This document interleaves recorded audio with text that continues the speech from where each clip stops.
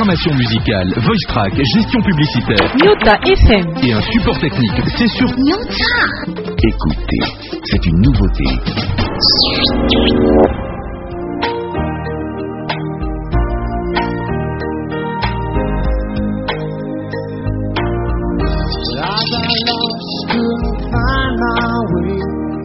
I guess there's nothing more to say.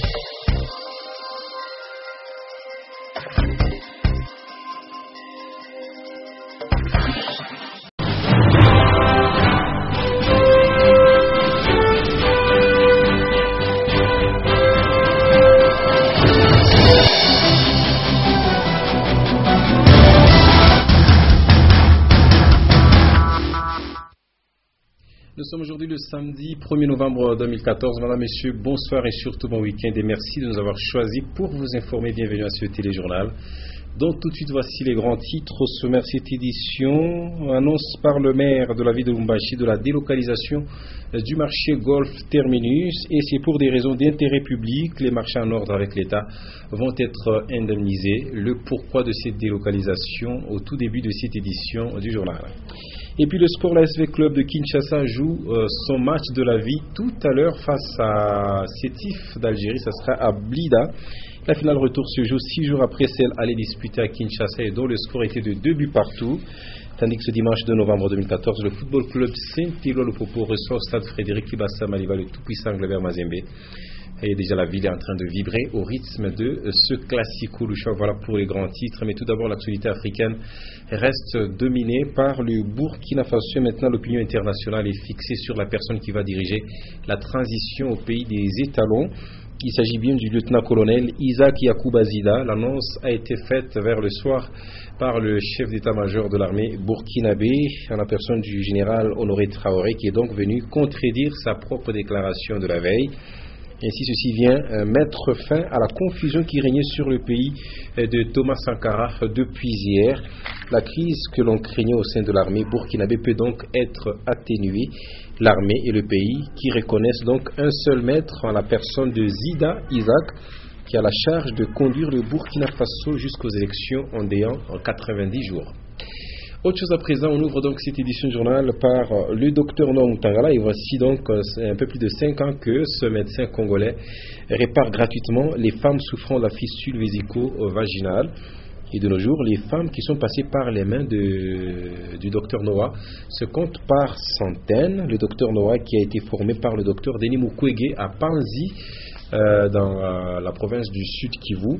Et ce samedi 1er novembre 2014, les membres de l'ASBEL Maendeleo lui ont décerné un diplôme d'honneur pour encourager ses efforts fournis dans cette aide humanitaire. Suivez ce reportage pour des plus amples détails.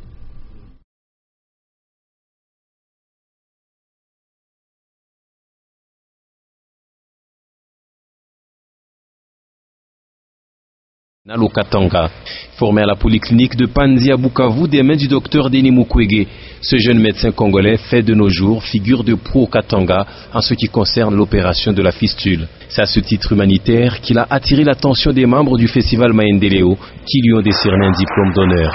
Le bénéficiaire surnommé le Mukwege Katangais a eu quelques mots à l'endroit de l'ASBEL qui a jeté son dévolu sur lui. J'étais formé avec l'argent du gouvernement américain via la République démocratique du Congo. Ayant été formé, la moindre chose que je pouvais faire, c'est de pouvoir restituer à la population pour laquelle j'avais été envoyé en formation ce que j'avais appris. La troisième personne, c'est mon épouse. Au moment où mon fils cadet venait d'avoir à peine 2 mois. Vous comprenez que c'était l'abnégation et qu'il fallait aller pour être au service de la population. À noter que c'est depuis 2009 que le docteur Noah répare les femmes, et ce, à l'aide de certains partenaires tels Mme Karine Katumbi, l'UNFPA, le Consulat d'Afrique du Sud, l'ONG HOPE, et Dr Noah espère l'arrivée d'autres partenaires.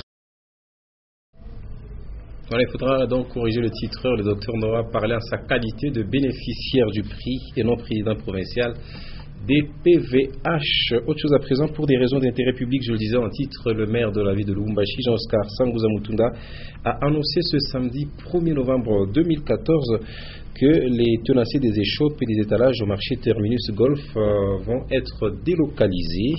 Et ça sera une délocalisation tout à fait complète dans le cadre d'élargissement de la route du Golfe. Les vendeuses et vendeurs seront donc indemnisés et pour permettre ainsi aux maîtres d'ouvrage de construire un échangeur à ce rond-point.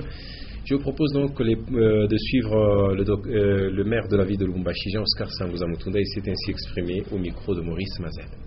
Nous sommes en période de modernisation de notre pays, de notre province et de la ville de Lubumbashi.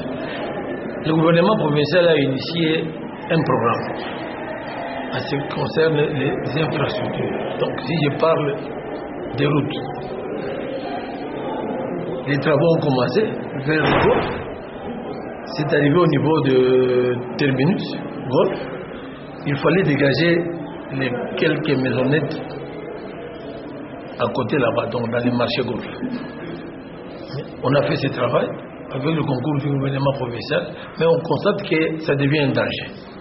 Avec les mamans, les vendeurs du marché qui sont là, ça devient aussi un danger avec les petites maisonnettes qui sont restées là-bas. Donc ça ne va pas refléter cette modernisation. Voilà pourquoi, encore une fois, le gouvernement provincial vient de décider de délocaliser et les marchés et tout ce monde aux alentours. Donc c'est dans notre intérêt pour la modernisation de la ville de Lubumbashi. Voilà pourquoi je devais réunir les propriétaires de ces petits bâtiments, magasins, et puis plus le comité du marché dont en tête la délégation était conduite par les bourgmestres de la commune et les chefs de quartier. Donc nous nous sommes convenus. Et d'un lieu de négoce à l'autre, on va se rendre cette fois-ci au marché Rail, c'est au quartier Cadastre dans la commune Campimba, où l'insalubrité est en train de régner un mètre avant la tombée des pluies et l'on craint certaines maladies. Malgré le salongo bi-hebdomadaire initié pour le maintien de la propriété, cela est resté comme une chanson quotidienne et donc une prédication en plein désert. Notre consoeur Sylvie Moussa a promené sa caméra dans ce lieu de négoce et nous propose cet élément de reportage. Les dépotoirs publics dans une promiscuité avec les étalages des marchands, légumes, fruits et autres denrées alimentaires et même les sols. Voilà les visages que présente le marché Rail.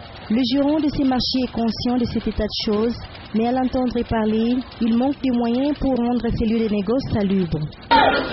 Bon, jusque-là, il n'y a rien. Il n'y a rien pour désinfecter le marché, mais avec le minimum que nous avons, c'est des salons. Sous les étalages de mouches se posent sur beaucoup d'aliments. L'insalubrité criante est à l'origine de plusieurs cas de maladies. Dans l'entretemps, des taxes et patentes sont régulièrement payées. Les marchands estiment qu'une partie de ces entrées pourrait être affectée à l'aménagement de leur lieu de négoce. Et au chapitre de l'environnement, retenez que le terrain de la faculté de psychologie est presque transformé en un lieu de transit d'immondices par les habitants du quartier Gambela. Et donc beaucoup de tas d'immondices y sont jetés nuitamment et cette situation inquiète au plus haut point les étudiants de la faculté de psychologie et même certains habitants du quartier Gambela. Un constat qui nous est fait ici par Edouard Campo. Ces ordures ménagères, composées de toutes sortes de déchets et saletés, se trouvent bel et bien sur un terrain de football. Il s'agit du terrain de la faculté de psychologie de l'université de Lubumbashi, derrière l'auditoire Fumuni Bikuri. Ce terrain est d'une importance capitale parce que non seulement il permet aux étudiants de psychologie d'effectuer les séances d'entraînement pour prendre part au tournoi interfacultaire, mais aussi et surtout parce que même les jeunes du quartier le fréquentent pour des rencontres loisirs. Mais malheureusement, ces immondices lui donnent l'image d'un terrain infréquentable. L'état de ces ordures laisse croire que ce sont les habitants des environs qui viennent les jeter nuitamment. La question que l'on se pose est celle de savoir où peut-on entreposer les ordures ménagères au quartier Gambela. Pas de silos de transit ni de politiques mises sur pied pour l'évacuation d'immondices. Cet état des choses ne dédouane pas malheureusement ceux qui ont tendance à transformer les terrains de la faculté de psychologie en lieu de transit d'immondices. Infrastructure à présent, sachez que le pont Bia est situé au camp Kamisepe dans la commune annexe et dépourvu de l'un de ces deux garde-fous, situation qui expose les véhicules ainsi que les personnes qui passent à cet endroit à un risque permanent d'accident. Notre consoeur Janine Mboutu est passée par là et nous propose cet élément de reportage. Ce petit pont jeté sur la rivière à hauteur de l'avenue Biaï relie les quartiers Golf au quartier Kamisepe et Kassapa de la commune annexe. Cet ouvrage est à ces jours trop sollicité depuis l'asphalte de l'avenue Biaï car des établissements scolaires et de nouvelles maisons résidentielles ont été construits dans cette contrée. Mais hélas, les véhicules et les personnes qui passent par ces ponts sont souvent exposés à un risque d'accident faute d'une aile de garde-fou. Selon les habitants du coin, cette situation a duré plus d'une année. Vu que cette artère n'est pas encore éclairée, les dangers est beaucoup plus permanent la nuit. Hormis les manques de garde-fous, la route est rétrécie à quelques mètres de l'ouvrage à cause de la présence des graviers devront servir à la construction des canalisations. En traitant dans les parages du pont, l'on peut constater une présence des femmes et des enfants qui viennent se baigner et faire la lessive et l'autre aile sert deux fois des séchoirs. Et à présent, on va ouvrir notre carnet consacré au sport. Et vous le savez, l'actualité africaine au niveau des sports reste dominée par la finale retour de la CAF Champions League édition 2014. Et l'ASV Club de Kinshasa joue donc son va-tout ce soir. Ça sera à Blida tout à l'heure. Le coup d'envoi sera donné à 20h15 face à l'entente sétif d'Algérie. Et les Quinois ainsi que le reste du pays espèrent voir le Moscovite soulever pour la deuxième fois de l'histoire le trophée de la plus prestigieuse compétition du football africain. Et il faut rappeler que le match allait se jouer les images de Régnier, c'était il y a 6 jours au stade Tata Raphaël de Kinshasa, match qui a séparé les deux formations dos à dos sous la note de 2 buts partout. Bonne chance donc ce soir à nos ambassadeurs de la République démocratique du Congo qui vont être reçus à Blida en Algérie. Coup d'envoi, je le rappelle, 20h15 heure de Lubumbashi. Autre actualité sportive, Ligue nationale de football. Le Classico de Lubumbashi, c'est pour ce dimanche de novembre 2014. Le Football Club Saint-Éloi de Popo qui reçoit au stade Frédéric Ibassa Maliba le tout-puissant Globert Mazembe. La 5e journée donc va opposer ces deux géants du football katangais. À 24 heures de ce grand derby, Lubumbashi déjà vibre aux couleurs bleu et or ainsi que noir et blanc. On a même assisté ce matin à certaines scènes, caravanes motorisées ça et là, et dans chaque camp, l'on prophétise la victoire. Voici la présentation de ces deux rencontres dans cet élément de reportage signé Jean-Marc Nkoulou-Kasson. Lupopo Mazembe, c'est l'affiche au sommet de cette 5e journée de la 20e édition de la Ligue nationale de football. Le dernier résultat enregistré par les deux clubs lors de la dernière journée suscite quelques inquiétudes quant au niveau de ces deux géants du football katangais. Mazembe, qui avait bien démarré face à l'AS Bantou 7-0, va aligner 2 contre-performances. Tout d'abord une défaite d'un but à 0 à Mbujimaï face à Songa Balende et un nul d'un but partout face aux Salésiens de Don Bosco. Les cheminots, eux, restent sur un manque criant d'efficacité offensive face à l'AS Bantou, 0 but partout après plusieurs occasions. Ajoutez à cela les manques de rythme en deuxième période. Mekalassa, Lianga, Moigné, tout comme Kabangué Tuité, comptent arracher une victoire ce dimanche, chose qui n'est pas arrivée en officiel lors des 15 derniers derbys entre Mazembe et Lupopo. Les Corbeaux alignent 10 victoires contre 5 matchs nuls. Face à Lupopo, sur les 15 derniers matchs, Mazembe a marqué 27 buts contre 3 seulement encaissés. La rencontre de ce dimanche reste donc ouverte et pleine de surprises. Voilà pour la présentation du Classico Louchoua, en rapport avec toute l'actualité sportive qui concerne la République démocratique du Congo. Ce week-end, Madame Clotilde Moutita, maire adjointe de la ville de Lubumbashi, s'est adressée ce samedi 1er novembre 2014 au public sportif de Lubumbashi. Elle a tout d'abord exhorté tous les Congolais vivant à Lubumbashi à soutenir l'ASV Club qui joue face à l'entente sétif d'Algérie. Tout à l'heure, ce sera la finale retour de la CAF Champions League. Ensuite, elle s'est adressée aux supporters du tout-puissant Glover Mazembe ainsi que ceux du Football Club Saint-Éloi. La population de Lubumbashi, c'est une population... Oui, c'est une population très sportive d'abord. De contenir en cas de l'une de ces 3 possibilités, je vous propose de la suivre Au micro de Maurice Mazen. La population de Lubumbashi, c'est une population, c'est une population très sportive d'abord, parce que de par le monde entier, on sait bien reconnaître les deux formations, les deux équipes, Mazembe et Lupopo. Je voudrais commencer par là et rentrer sur la réalité d'aujourd'hui. Donc nous devons tous tourner nos yeux, nos oreilles et toute notre attention vers l'Algérie, là où il y a notre nation qui est représentée par le Vert Club, que nous devons soutenir de loin. Et nous disons hautement que nous allons remporter aussi. Et ici à Lubumbashi, nous tenons à demander à notre population le calme, l'esprit sportif et surtout la discipline pendant le match de demain. Et le match, ce sera entre Mazembe et Lupopo. Et nous demandons à nos supporters, tous ensemble, ceux de Mazembe et ceux de Lupopo, qu'ils se tiennent en garde parce que la sécurité sera très très forte.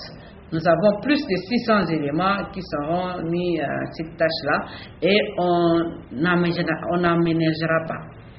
Donc les fautifs, ceux-là qui commenceront à jeter quoi que ce soit, on va mettre la main dessus. Voilà. Voilà, c'était la Madame Clotilde Moutita qui sensibilisait tous les sportifs de Lubumbashi. Par là s'achève cette édition du journal. Madame, Messieurs, c'était pour nous un plaisir de vous la présenter. Merci à vous de l'avoir suivi. Avant de se quitter, le rappel des principales articulations. On vous a parlé de ce projet de délocalisation du marché Golf Terminus, décision des autorités de la ville et celle de la province. Et c'est pour des raisons d'intérêt public, a martelé Jean-Scar Sangouza Mutunda. Ainsi, tous les marchands en ordre avec l'État vont être indemnisés pour ainsi permettre aux maîtres d'ouvrage d'accélérer avec les travaux. Vous avez suivi le maire en personne à ce sujet au cours de cette édition du journal. On a également parlé sport, la SV Club de Kinshasa qui joue son match de la vie tout à l'heure face à l'Entente Sétif d'Algérie à Blida.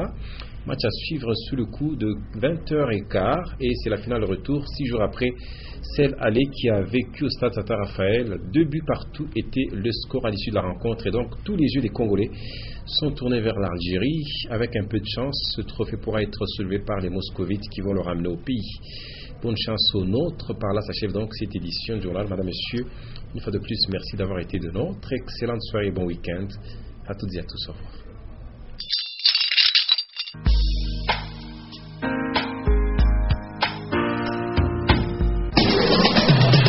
Programmation musicale, voice track, gestion publicitaire. Nyota FM. Et un support technique, c'est sur Nyota. Écoutez, c'est une nouveauté.